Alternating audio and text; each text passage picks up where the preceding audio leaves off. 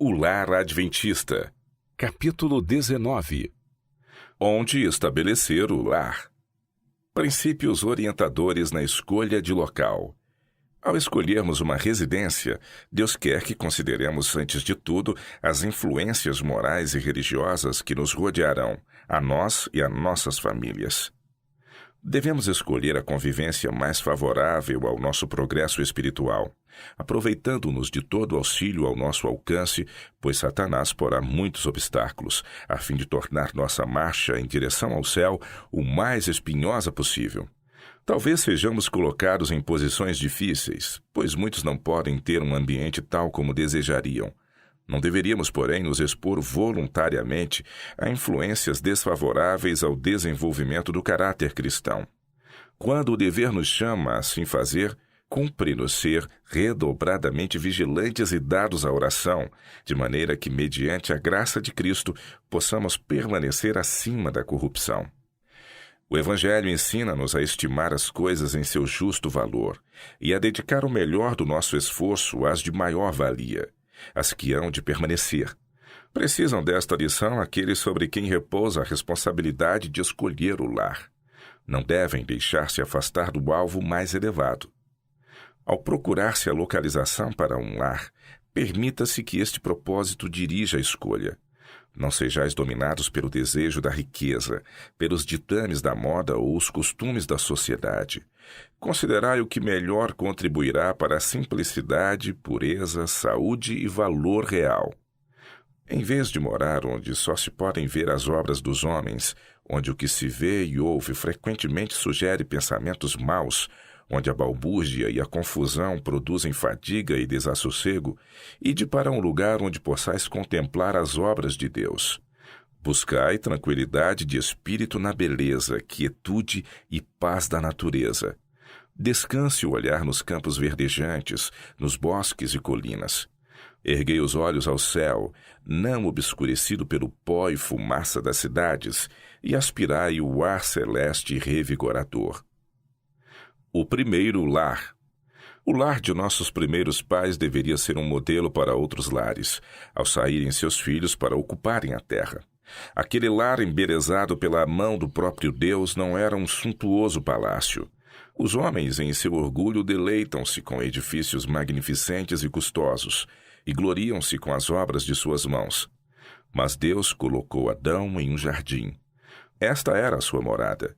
O céu azul era a sua cúpula.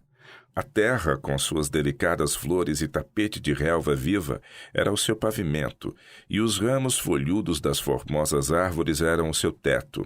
De suas paredes pendiam os mais magnificentes adornos, obra do grande e magistral artífice.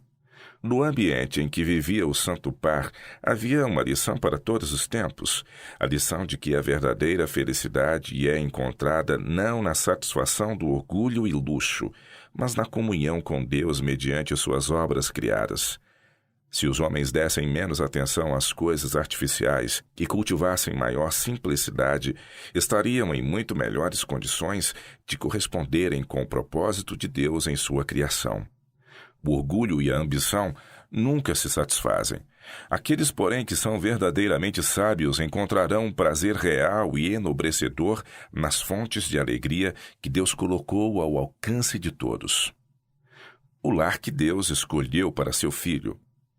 Jesus veio a este mundo a fim de realizar a maior obra jamais efetuada entre os homens.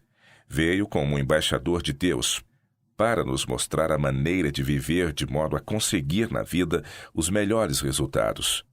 Quais foram as condições escolhidas pelo Pai Infinito para seu Filho?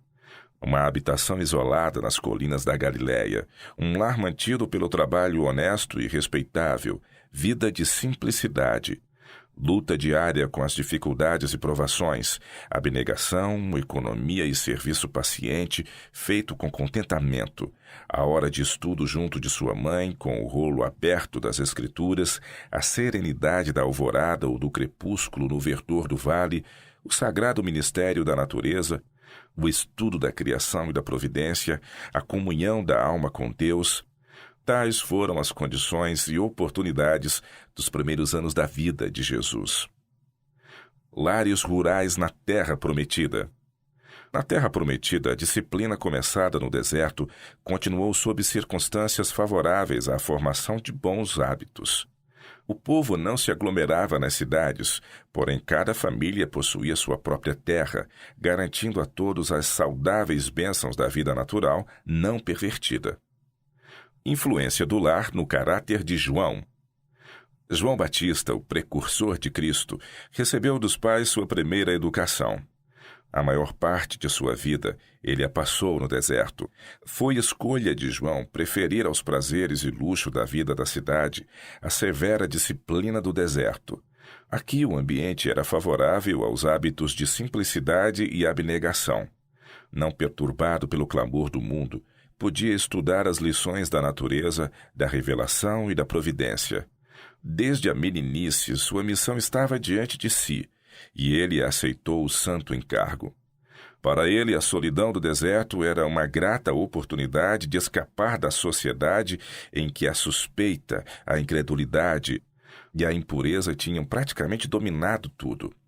Ele desconfiava de seu poder de resistir à tentação e fugia ao constante contato do pecado.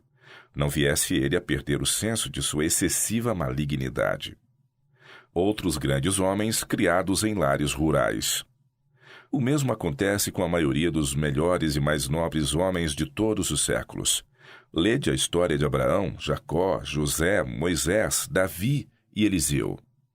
Estudai a vida dos homens de épocas posteriores que mais honrosamente ocuparam posições de confiança e responsabilidade. Quantos deles não foram criados num lar campestre? Pouco conheciam de luxo. Não gastaram o tempo da juventude em diversões. Muitos deles foram obrigados a lutar com a pobreza e privações. Aprenderam primeiramente a trabalhar, e sua vida ativa ao ar livre deu-lhes elasticidade e vigor a todas as faculdades. Forçados a contar unicamente com os próprios recursos, aprenderam a combater as dificuldades, a vencer os obstáculos e adquiriram ânimo e perseverança. Abrigados, por assim dizer, das más companhias, satisfaziam-se com os prazeres naturais, com uma camaradagem sã. Eram simples nos gostos e de hábitos moderados. Regiam-se por princípios e cresciam puros, robustos e leais. Ao terem que dedicar-se ao meio de vida, levavam para esse trabalho vigor físico e mental, boa disposição de espírito, capacidade de conhecer e executar planos e firmeza para resistir ao mal, o que os tornava no mundo uma força positiva para o bem.